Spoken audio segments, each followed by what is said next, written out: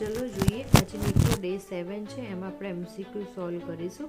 51માં question છે, જે વિસ્તારમાં વનસ્પતિઓ અને પ્રાણીઓના નમૂનાઓ માત્ર શૈક્ષણિક હેતુ માટે સૂકવીને રાખવામાં આવે છે તો તે શું હોય છે? શું હોઈ શકે? તો કે મ્યુઝિયમ. કેમ? તો કે શાળાઓ અને કોલેજમાં શૈક્ષણિક હેતુ તમને શીખવાડવા માટે મ્યુઝિયમ બનાવવામાં આવેલું હોય છે. રાઈટ આન્સર શું છે? મ્યુઝિયમ. બરાબર. આગળનો પ્રશ્ન જોઈએ. નીચેનામાંથી કયું વિધાન વર્ગીકરણ માટે સાચું છે? શું હશે જવાબ? તો કે કક્ષાઓની ક્રમબદ્ધ શ્રેણીનો સમાવેશ થાય છે. વર્ગીકરણમાં શું પણ હાયરાર્કી હોય છે. ચલો આગળનો પ્રશ્ન જોઈએ.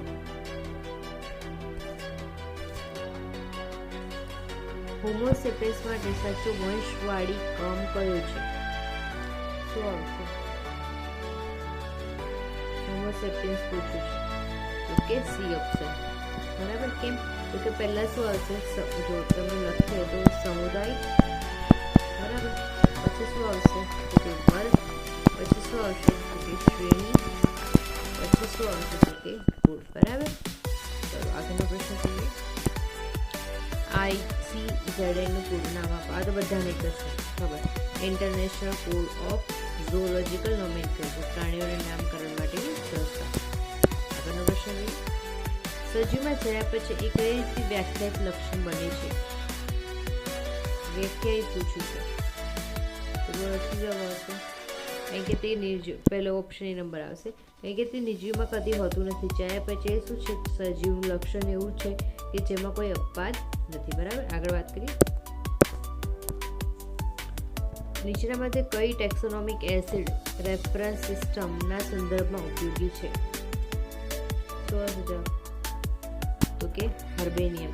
તે વર્ગીકરણના અભ્યાસ માટે ક્વિક રેફરન્સ સિસ્ટમ તરીકે પણ ઓળખવામાં આવે છે.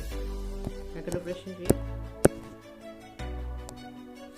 બિલાડીને વાઘ બંને એક જ કુળના ફેમિલીમાં મૂકવામાં આવે છે, જે કયું કુળ છે?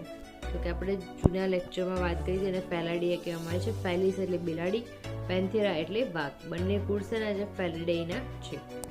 આગળનો પ્રશ્ન જોઈએ.